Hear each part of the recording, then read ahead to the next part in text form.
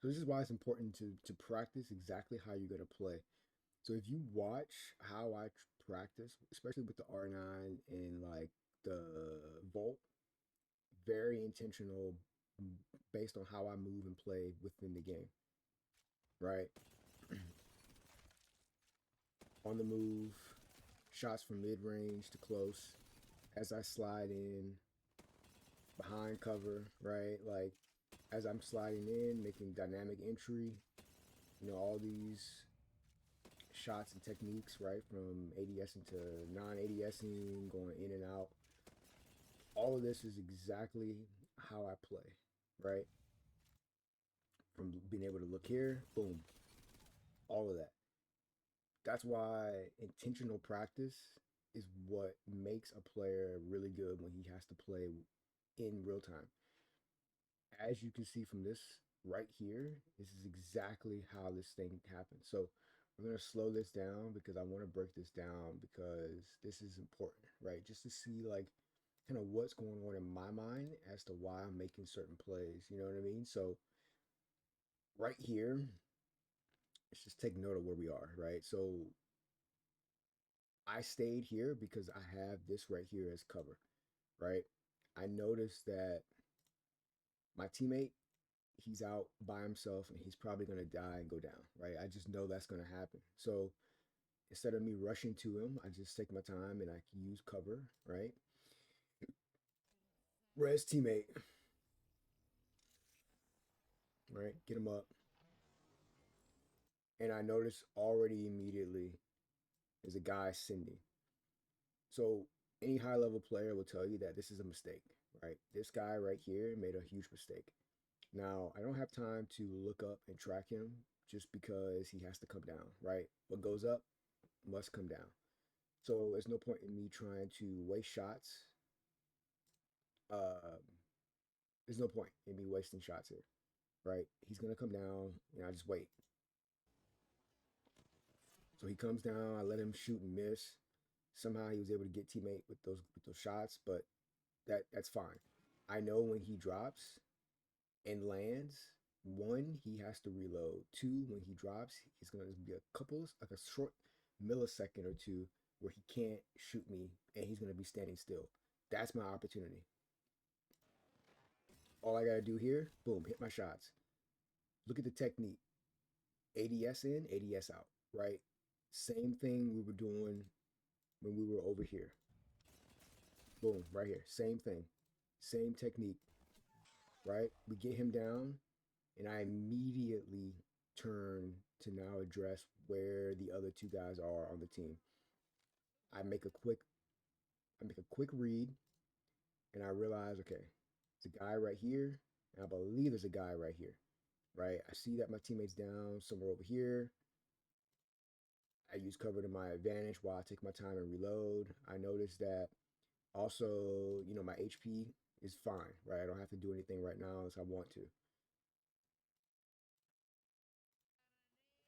Boom, I throw the ball out because I need to give myself a little bit of time here to possibly try to full heal because I don't know how long this 1v2 is going to be, right?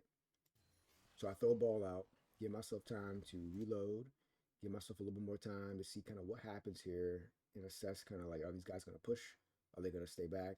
What are they going to do, right? The ball gives me that opportunity. Ball goes up. Now, target identification.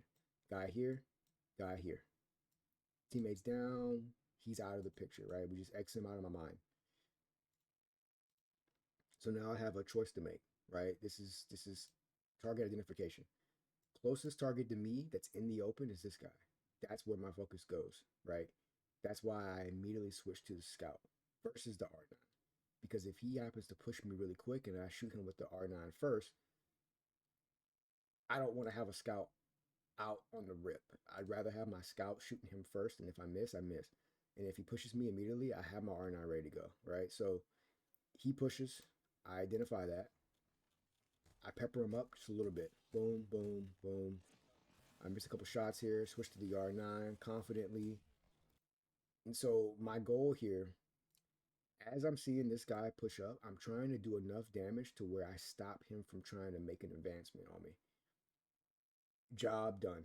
So he stays underneath this long enough to heal, but I don't trust that he's going to stay there. So what I do is I drill the area to keep him at bay. Boom, drill it, keep him at bay. Take my time, and heal. If you notice, what he did was turn to go back this way. Perfect. That gives me even more time. Now, what I'm doing is I'm switching this from a 1v2 to a 1v1. He disengages from the fight. His teammate that's more healthy tries to take up for him or take space. Now it's a 1v1 again, which is exactly what I want. Taking my time, I'm healing. I can hear him coming around. And I try to do the same thing is drill the second area to give myself a little bit more time to heal and to give my HP that time to come up, right? Because you can notice here, got the overload. I drill, take my time, right? Take my time. Take my time and pop this. The reason why I'm confident in popping this, knowing that he's coming around this corner, is because one, this is gonna give me a little bit of a blockage here from sight, right? So the fire is popping up. It's gonna kind of block his vision on kind of really where I am, right? I'm at the advantage. There's no point in me in this situation going towards this direction. I can just stay where I'm at, and because I have the advantage. All I gotta do is be ready to aim and shoot, right? That's literally it. So it's exactly what I do. I take my time, get the syringe off, and as you can see, by the time I pop the syringe, I mean my HP is where I need to be. Now all I gotta do is just hit my shots.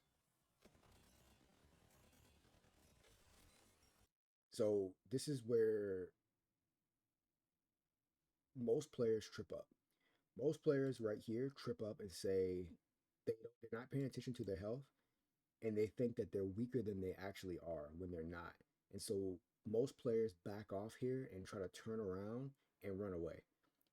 But to make this fight successful, I have to realize and be confident because look, I did more damage to him and I have more HP than him. So I need to immediately go forward and kill him, not backwards, right? Because if I go backwards, I'm going to sandwich myself between this guy and his teammate that already probably full healed. So I need to be aggressive and I need to be very, very quick here. And I need to hit my shots because I need to get this guy down immediately. And when I do that, what I'm going to do is I'm going to trade cover here with this guy. And that's going to give me the opportunity to now have another 1v1 situation, which is exactly what you want. Boom, we get him down. I don't go for a thirst. I immediately go to reload and re-engage the threat that's the last guy, right? We don't have time to necessarily heal here because I knew how close he kind of was based on like audio cues and the fact that one of his teammates was still down and I just knocked his other teammate. I know they're calling for help. Now it's just a matter of hitting your shots. That's literally what it's a matter of. He makes a mistake here by dashing forward. So he's not gonna shoot me while he's dashing. Like I said, all I have to do now is track this. And it's exactly what I do. Boom, boom. And he jumps midair, switching weapons and panicking. And at that point, like I said, this is how we train.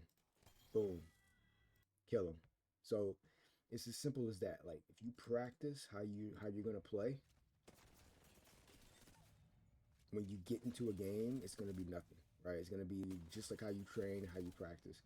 If you practice the wrong way, which you stand still and you just shoot and your practices are not dynamic, there's no variety to your practicing. Like when you get into the game and you're gonna have to perform and be dynamic, there's nothing you can do because you don't train that way. So take that into your practice training sessions and like that's how you fucking like translate training and practice in the fire range to real game scenarios.